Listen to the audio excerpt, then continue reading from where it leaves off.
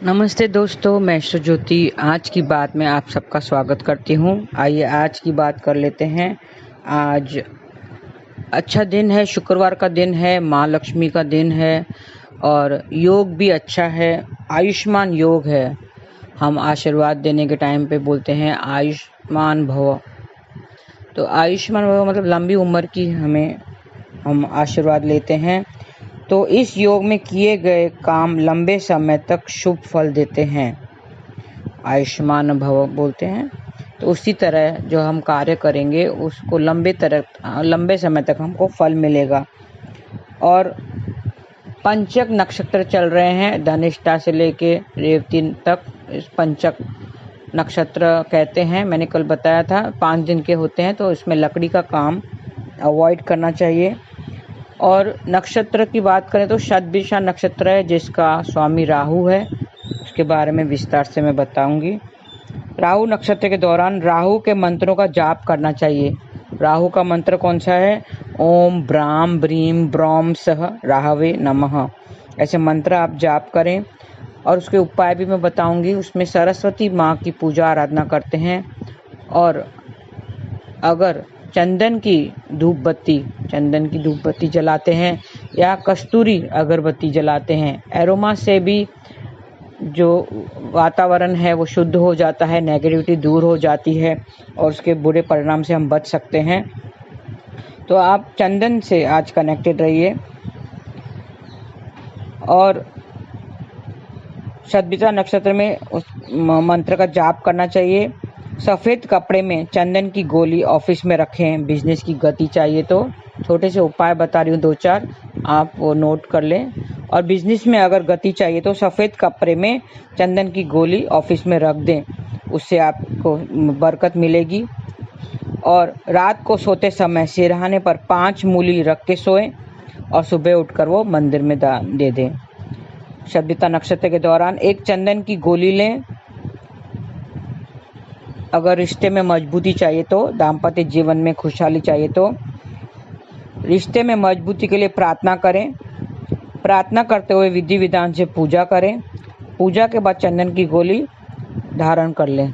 चंदन की गोली आती है वो धारण कर लें तो आपके दाम्पत्य जीवन में मजबूती आएगी।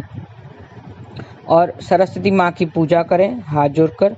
और सफ़ेद फूल लेकर देवी माँ को चढ़ाएं। देवी माँ को सफ़ेद फूल बहुत प्रिय है, तो सरस्वती माता को सफ़ेद फूल चढ़ाएं और मंत्र जाप करें। ओम ऐं सरस्वते नमः।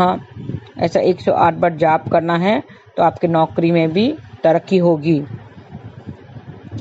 और चांदी का टुकड़ा और चंदन की गोली, चांदी का टुकड़ा आता है, चौकोर टुकड़ा लें और चंदन की गोली लें, सफ़ेद कपड़े में बांधें और ये पोटली अपने तिजोरी में रख दें। थोड़ा तो सरस्वती माँ के आगे रखें, फिर उसके बाद तिजोरी में रखें। गोली धारण करें और चांदी तिजोरी में रहने दें। गोली को धारण करें, गले में धारण करते हैं, धागे में, काले धागे में पहनते हैं। तो माँ सरस्वती को सफ़ेद फूल की माला चढ़ाएं। माँ सरस्वती को सफ़ेद फूल की माला चढ़ाएंगे तो दाम्पत्य जीवन में खुशहाली आएगी और स्मरण शक्ति भी बढ़ेगी। सफ़ेद फूलों की माला चढ़ाएं। चंदन की गोली बच्चे के गले में पहनाएं तो बच्चे की स्मरण शक्ति भी बढ़ेगी। चंदन की गोली गले में पहनने से बच्चे की स्मरण शक्ति, मेमोरी पावर बढ़ेगा। और आज खीर बनाएं, खीर का प्रसाद सब में बांटें, बच्चों को भी खिलाएं तो इससे घर में आपकी धन धान्य में बढ़ोतरी होगी। इस तरह से छोटे से उपाय करें, मंत्र जाप करें सरस्वती माँ का। और सरस्वती माँ का और विद्या यंत्र भी आप रख सकते हैं बनाकर। आपको पूजा यंत्र क्या होता है, वो मंत्र से सिद्ध किया जाता है। पहले मंत्र बनाया जाता है, उसमें सिद्ध किया जाता है, मंत्रों से सिद्ध किया जाता है और वो अपने पास रख सकते हैं या तो गले में ताबीज़ के रूप में आप धारण करके धारण कर सकते हैं। तो इस तरह से आपकी जो भी मनोकामना है वो पूर्ण हो जाती है और बाधाएं सब दूर हो जाती हैं। बाधाओं को दूर करने के लिए प्रार्थना किया जाता है, प्रार्थना करें।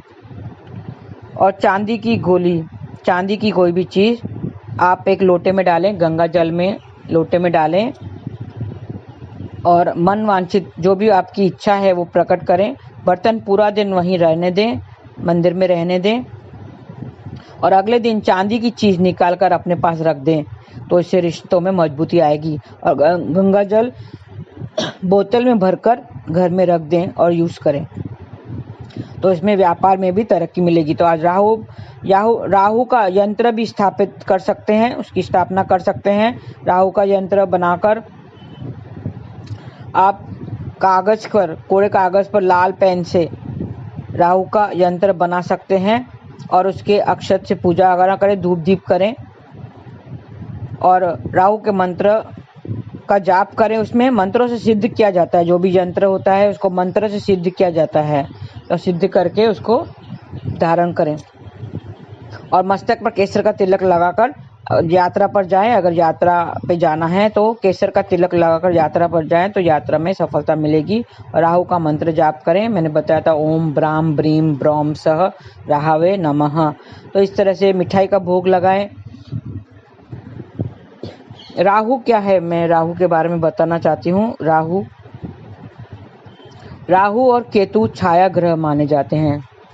सौर मंडल में 9 ग्रह हैं, उनमें से राहु और केतु है वो छाया ग्रह हैं।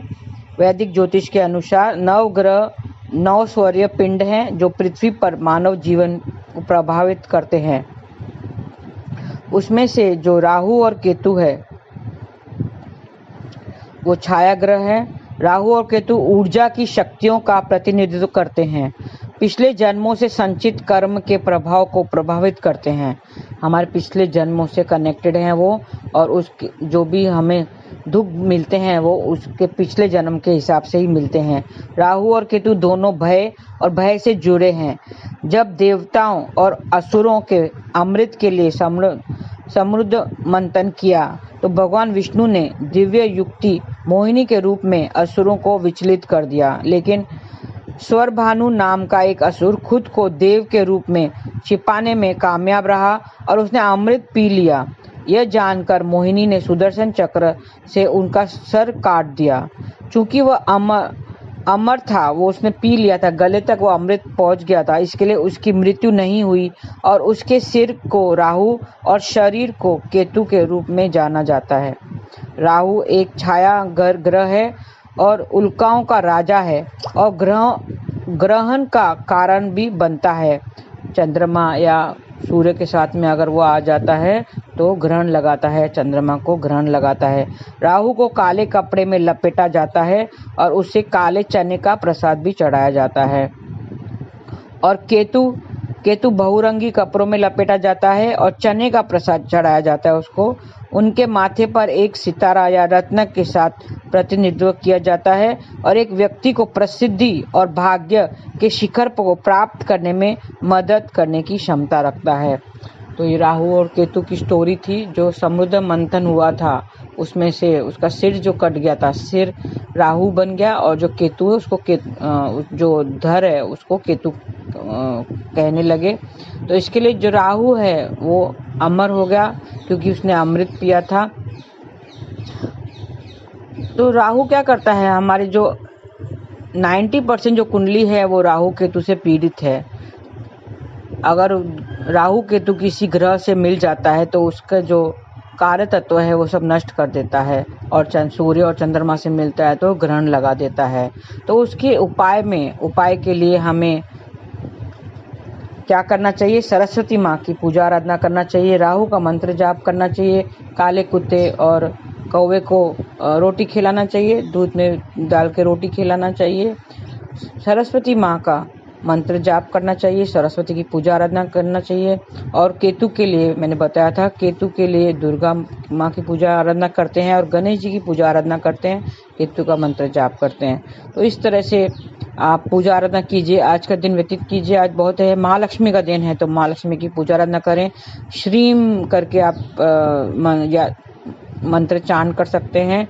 और जो भी आज जो दिन है, आज की तारीख है 7/7/7 3 बार 7 आ जाता है, 7 तारीख है, 7वां महीना है, और अगर 2023 को जोड़ें तो वो भी 7 आता है। तो 777 ये एंजेलिक नंबर है, और इससे आपकी मुरादें सब पूरी होगी। आज के दिन पे जो भी मन वांछित है वो सब पूरा होगा। डिवाइन स्पीड काउंट नाउ, ये आपका स्विच वर्ड है जो चांट करना है, तो उससे जो भी रुके हुए पैसे हैं वो सब आ जाएंगे। 777 डिवाइन एक्टिवेट नाउ, ऐसा आपको चांट करना है। तो 7 बार चांट करना है, 7 के इसमें 7 बार, 14 बार, 21 बार चांट करना है। तो 777 डिवाइन एक्टिवेट नाउ, तो ऐसे आप करेंगे तो आपके जो रुके हुए पैसे हैं वो सारे वापस आ जाएंगे, आप देखेंगे। और आपकी जो भी मनोकामना है, आप इच्छाएं प्रकट कीजिए।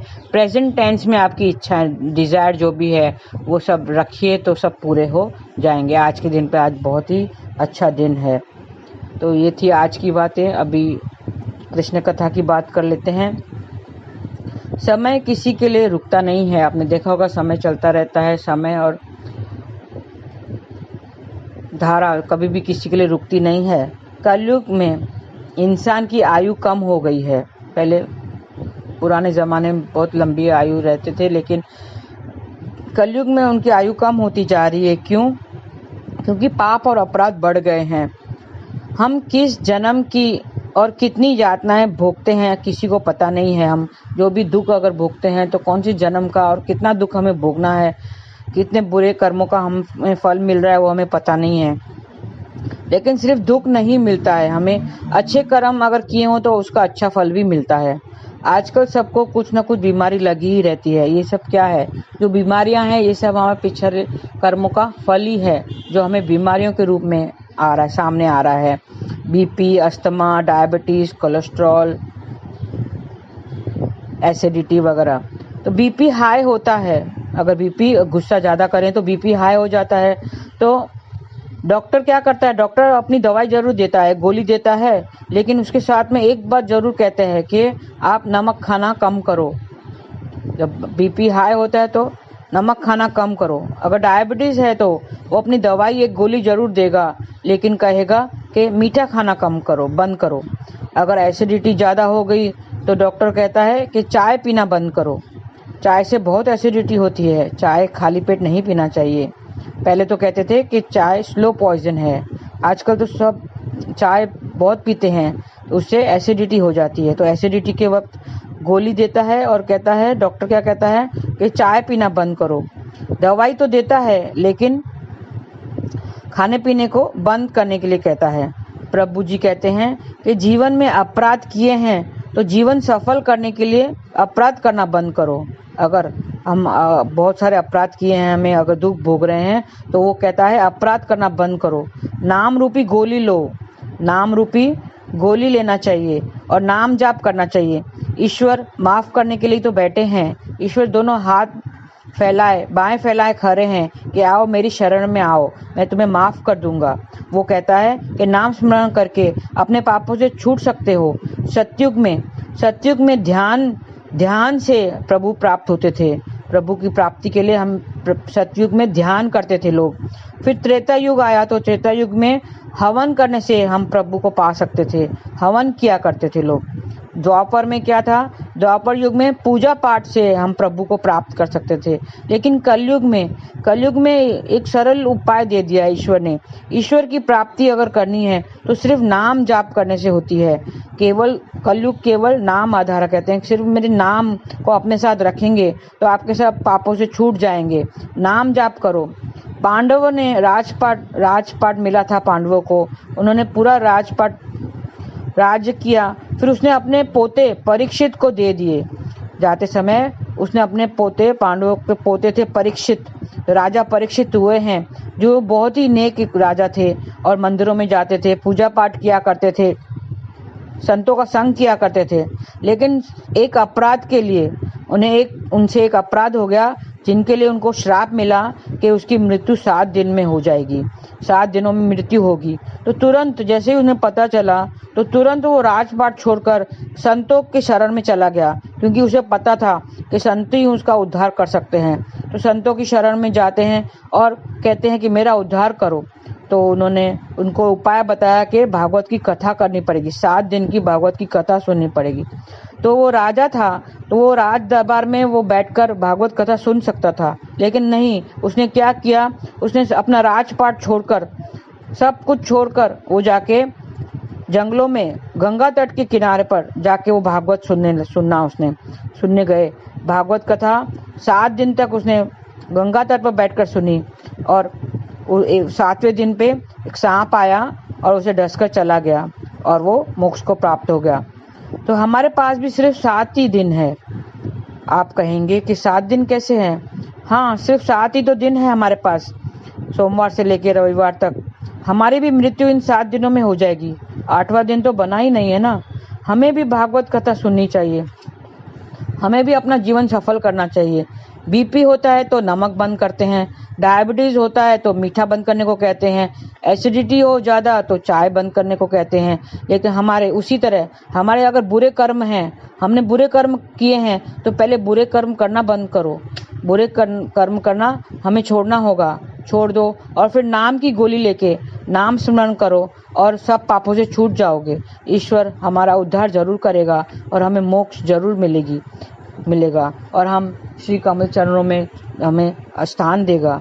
तो हरे कृष्णा कृष्ण कृष्ण हरे हरे, हरे राम राम राम हरे हरे। हमें भी नाम रूपी गोली को लेना चाहिए, क्योंकि हमें जो अब तक जो अपराध किए हैं जाने अनजाने में, आप बोलेंगे मैंने तो कोई पाप नहीं किया, अपराध नहीं किया, लेकिन कभी अनजाने में भी कभी पैरों के नीचे कोई चींटी आ जाती है, कभी जाने अनजाने में कोई अपराध किया हो तो उसकी माफ़ी मांगकर नाम जाप की नाम रूपी गोली ले लेनी चाहिए, और फिर आगे बुरे अपराध ना हो ऐसा हमें कोशिश करना चाहिए। हम अच्छे कर्म करें, दान पुण्य करें, संतों का संग करें और सत्संग से जुड़े रहें, नाम से जुड़े रहें, तो उसी तरह हमें प्रभु प्राप्त होगा। प्रभु भक्ति से हम प्रभु को प्राप्त कर सकेंगे और हमें मोक्ष की प्राप्ति होगी। फिर ये जीवन मरण के चक्कर से हम बच सकेंगे। आज के लिए इतना ही, धन्यवाद। आपका दिन शुभ रहे। हरे कृष्ण।